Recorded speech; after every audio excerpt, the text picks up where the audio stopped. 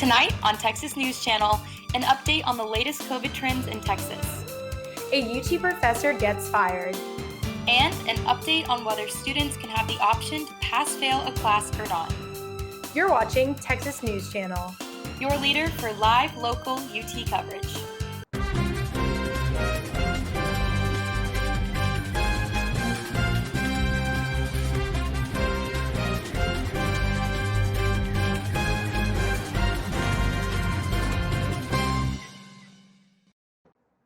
Good evening and welcome to Texas News Channel. For Tuesday, November 17th, I'm Cassidy, Ellison.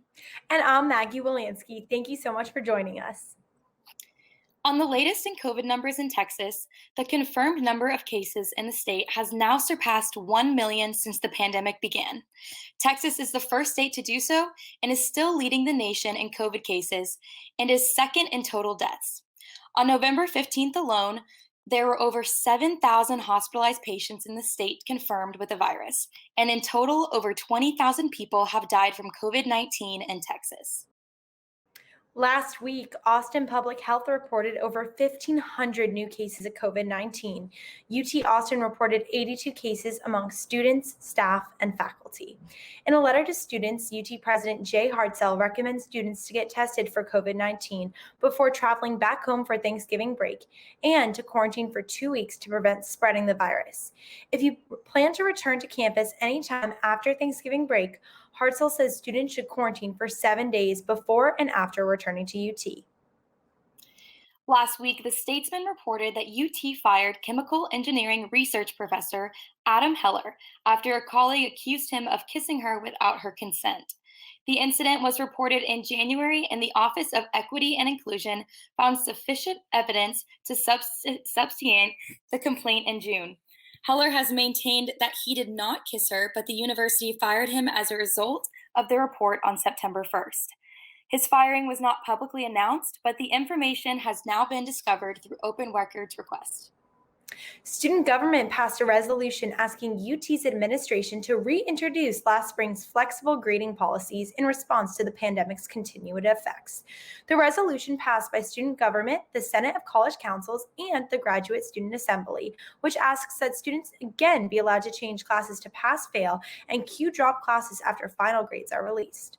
The university previously said it did not plan to change grading policies this semester.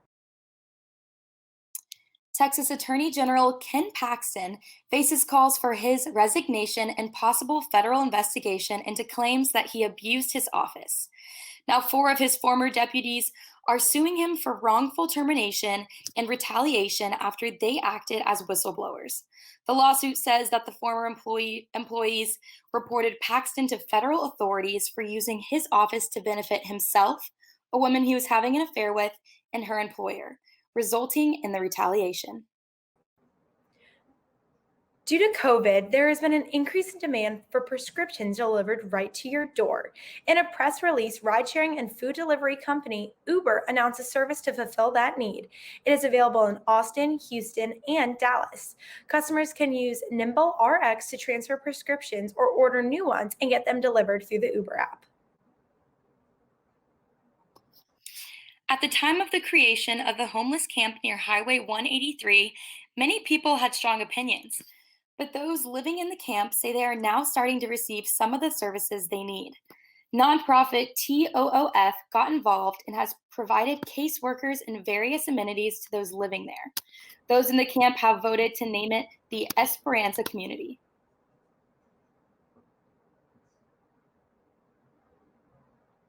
And now for a quick update on online and asynchronous learning. How are students and faculty communicating with these different instructional modules?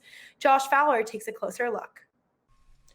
With the coronavirus pandemic placing limits on in-person gatherings, this semester has looked much different than in past years.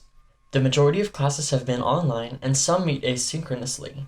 As we near the end of the semester, hear what Andy Joe thinks about online classes. In terms of lecture, there's been more of a workload than before, and what I mean by that is some professors just like to throw a lot of videos at us nowadays without gauging how long it actually takes to go through those videos, so there's been a bit more content to look at. But as far as homework and quizzes and exams, it's it's been about the same. Not only has this semester been different for students, there have also been challenges for professors. There's not that sort of energy that comes from being in the classroom, and I don't know, there just is some energy that comes from that in-person exchange of ideas and just being there. I can't go up to a student and be like, hey, I've noticed that you've shown up to the last three classes looking really tired. Is everything going okay? Like, so you don't have those moments of contact. In a letter addressed to students, the plans for the spring semester were laid out. Much of the online learning is here to stay. A UT team of scientists helped play an important part in the COVID-19 vaccine development for Pfizer. The team, led by Dr. Jason McClellan, co-invented the spike protein that is being used in the Pfizer trial. The spike protein they invented mimics the infection-causing proteins that are found in the coronavirus. Once an individual is injected, it draws out the antibodies needed to fight off the virus. If there are no delays, it is believed the vaccine could be made available to the most high-risk portion of the population at the end of this year. COVID-19 has forced the funeral industry to adapt rapidly, with many businesses incorporating streaming services as in-person gatherings have been limited. Let's hear from Mr. Lawrence Fish III, who is the president of Weed Corley Fish Funeral and Cremation Services. He's going to tell us a little bit more about how his business has been impacted. Gotten a lot more creative. We've started broadcasting services. Facebook Live has been a very easy, virtually restriction-free from a technology standpoint of how we can interact with families, how can we honor them, honor their loved one, but then also keep everyone safe. And that's the most important thing. The Miami Marlins made history this past Friday by announcing the team's new baseball executive, Kim Ng. She will become the highest-ranking woman in baseball operations. Additionally, she is the first female general manager for a men's team in a major professional sport in North America, and the first Asian American general manager. She has more than 30 years of experience working for a MLB team and worked in the MLB commissioner office from 2011 to 2020. On Sunday night, NASA and SpaceX successfully launched a SpaceX Crew Dragon capsule boosted on a Falcon 9 rocket to the International Space Station. The crew consisted of 4 members, 3 from NASA and 1 from a Japanese space agency. The mission is known as Crew 1, and the astronauts named their capsule Resilience. On board this mission is the first Black crew member to stay on the ISS Victor Glover. The Glover is a Navy commander and test pilot who joined the astronaut force in 2013. This is a huge milestone in the history of the International Space Station. A 3-week shutdown is taking place in Michigan because of an exponential growth in COVID-19 cases that is nearly 4 times higher than it was in early April. They had their worst 7-day numbers in the pandemic last week, when over 44,000 people were newly diagnosed and over 400 died of the virus. In-person classes at high schools and colleges statewide will be suspended with the new restriction, along with dine-in restaurants and bars. President Donald Trump continues to not concede election results after official sources projected the win to Joe Biden. Trump tweeted that Joe Biden, quote, only won in the eyes of the fake media. Twitter labeled many of Trump's tweets for misinformation about the election. The Trump administration has filed many lawsuits claiming that there were many inaccuracies and voter fraud that came into play in the election outcome. Many of these lawsuits, however, have been thrown out with no evidence to support them. President Donald Trump's supporters led a protest march against the presidential election results this past Saturday in the heart of Washington, D.C. The march is being referred to as the Million MAGA March, which actually had less than 10,000 people in attendance. The majority of the protests stayed peaceful until nighttime, when physical altercations and violence began to break out between counter-protesters and right-wing militia groups. A man in his 20s was stabbed in the back, and fireworks and bottles were thrown between the sides. As of 10 p.m. last Saturday, at least 20 total arrests were made as a result of the violence that took place. Coming up on Texas News Channel, Claire Stevens will be bringing you up to date on the wide world of business. So stay tuned, and we will catch you after the break.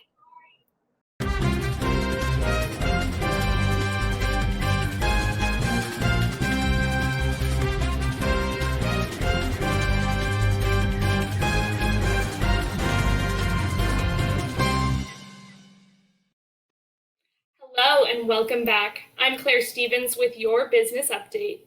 After a series of national security concerns over TikTok, the deadline for the app to be sold to a U.S. firm received a 2-week extension. If TikTok fails to meet the deadline, the app will be banned from the U.S. App Store. Oracle and Walmart are in talks with TikTok for a buyout, but the deal is still being approved by the U.S. national security officials. The app has been in limbo since Donald Trump issued an executive order last July and has been looking for a final deal since. The company that owns the app has 15 days to solidify a deal before it is banned, but that could easily be pushed back given the pattern since summer. Last Friday, Sony and Microsoft released the PlayStation 5 and the Xbox Series XS, respectively. The consoles sold out in less than a day at all major retailers, but resellers were buying multiple consoles and listing them for prices going as high as $32,000. This sparked outrage from consumers who are questioning why major retailers don't limit the amount purchased, especially on their online store. Many retailers have followed up by saying that they will be restocking multiple times through the holiday season. Since the announcement of Moderna saying their COVID-19 vaccine is now almost 95% effective, both the Dow and S&P 500 hit new record highs yesterday. The Dow finished up 1.6%, and the S&P closed at 1.2%. This came just after the announcement last week that Pfizer says its vaccine was more than 90% effective in the preventative against COVID-19. Stay tuned next week to see if the stock market continues to rally or if it begins to plummet. As COVID creates new ways of modifying and adapting, that means less people at Thanksgiving dinners this year. And now there will be smaller turkeys. In pre-COVID times, an average turkey for the occasion weighed around 16 pounds. Grocers, including supermarkets like Stu Leonard's, say orders for smaller turkeys are up 20%.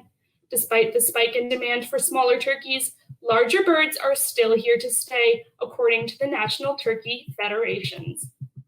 And that's your business update. I'm Claire Stevens reporting live from the Business Center. Now over to Megan Fee for weather. Will the sunshine be here to stay this week? Stay tuned to find out after the break.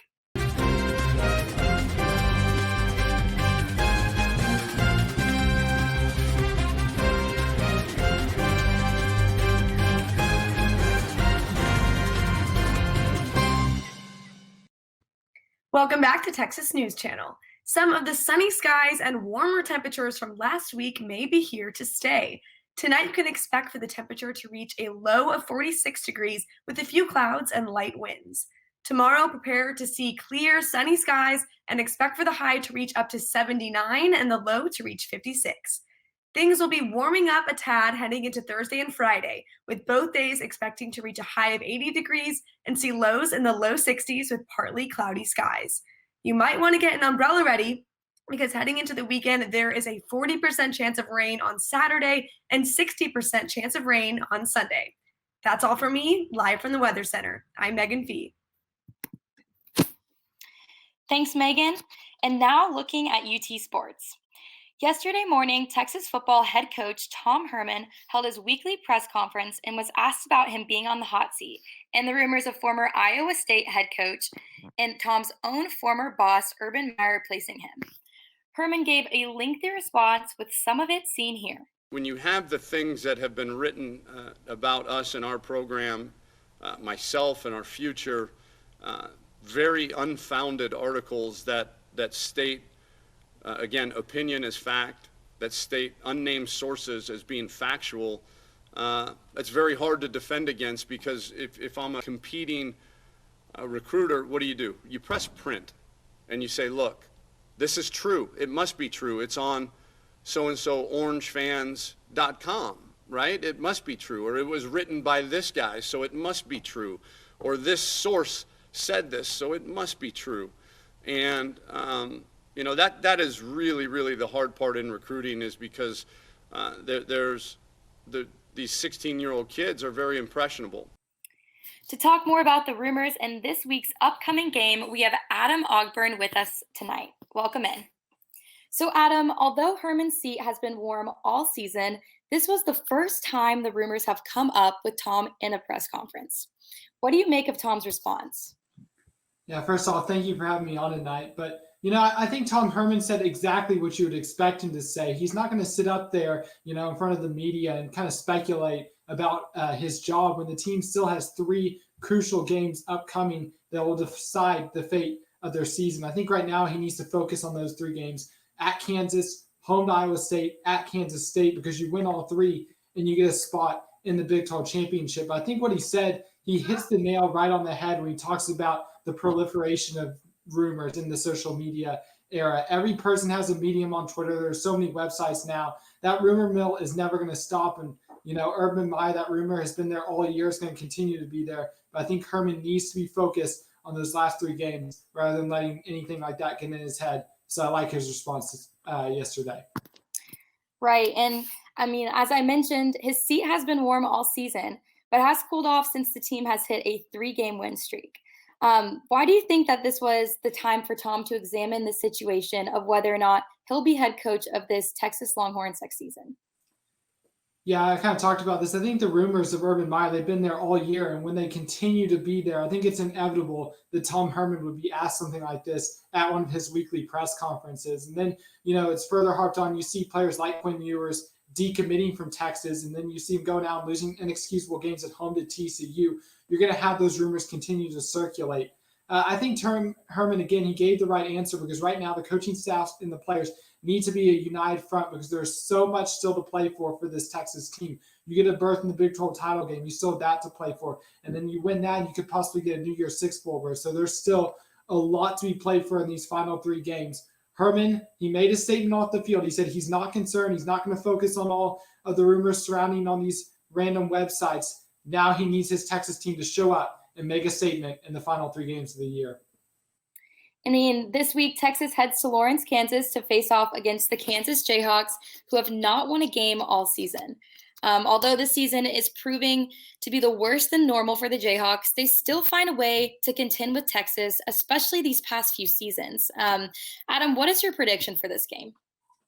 Yeah, this game is kind of the stereotypical trap game, especially with Iowa State coming up next week. Brock Purdy and his Cyclones coming to town. I think they'll be Texas' hardest test, but they have to be focused this week on Kansas. Kansas has kind of been Texas' bogey team over the past couple of years. They were, when Texas went to Lawrence 4 years ago and lost, that's essentially what got Charlie Strong. That was the final nail in the coffin that led to his firing. Kansas, they normally find themselves in the Big 12 cellar, but this year the Jayhawks are exceptionally bad. They've lost every Big 12 game by at least 3 touchdowns, and they were throttled 62-9 by Oklahoma in their previous game before the bye week. Last year, Texas won in a 50-48 thriller, but it really shouldn't be that close this year. You look at this Kansas team and the talent. His star running back, Puka Williams, who had over 200 all-purpose yards against Texas last year. He's opted out due to COVID-19 concerns, so he's a key cog of that Jayhawks offense they'll be missing. And with that Jayhawks offense now struggling, I like the Texas defense. I think they'll show up. They'll have another big game. They held West Virginia to 13 points. They first 4 turnovers against Oklahoma State. I like a big Longhorn performance. I think Bijan Robinson has a big game offensively. I think Sam Ehlinger takes care of the ball. And I think the Longhorns will run away with this one by 3 or 4 touchdowns. And then when you look at Kansas, especially with their quarterback Jalen Daniels still banged up, I like Texas by 45-14 on this one on Saturday. We'll be looking forward to it. Thanks for coming on, Adam. Up next is Erica Sykes with entertainment. Stay tuned.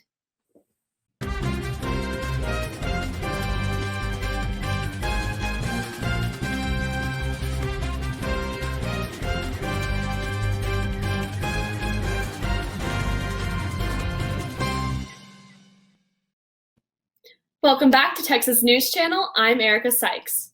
In this week's episode of The Bachelorette, Tayshia Adams was welcomed with open arms by all of the men Claire left behind. In a surprise twist, Chris Harrison also brought on 4 new men to meet Tayshia and compete for her love. The existing men in the house were not too happy about that. One of the new guys, Spencer, immediately catches Tayshia's attention and wins the first impression rose. Following the first night, every guy got to go on a date this week.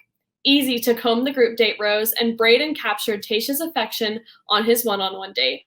We'll have to wait until the next episode to see the rose ceremony, but fans are already praising Tayshia for her showing as the Bachelorette. The 2020 People's Choice Awards aired live on E! Network this past Sunday. Talented artists across movies, music, and TV were commended based on the people's vote, which tallied up to be over 1 billion. That's right, 1 billion. For a quick recap, Lady Gaga and Justin Bieber each had several nominations, making them the most nominated female and male artists of the evening. Before the night began, E! named 3 of the night's top nominees, which included Jennifer Lopez with the Icon Award, Tyler Perry with the People's Champions Award, and Tracee Ellis Ross with the Fashion Icon Award. Other notable names of stars who were nominated included Ariana Grande, Willow Smith, and Cardi B. Congrats to all the 2020 winners. Spotted, the new Gossip Girl cast was seen filming at one of the original series' most iconic locations. In newly released photos, the cast is seen on the steps of the Metropolitan Museum of Art, where Blair, Serena, Jenny, and the Constance Billiard minions plan their next acts of Mean Girls' revenge. The new Gossip Girl show will be 10 episodes long. It was originally meant to air this year, but because of the pandemic, it was delayed and is now releasing in 2021. Last night, Taylor Swift announced to her fans on Twitter that she is re-recording her older music in an effort to own her own music. This announcement comes after years of fighting with her former agent, Scooter Braun. Braun is in control and profits off of her master recordings and cover art, for which Taylor has been negotiating to gain back. Recently, Braun sold all of Swift's music, videos, and art to a private equity firm called Shamrock Recording. Swift said this was the second time her music has been sold without her knowledge.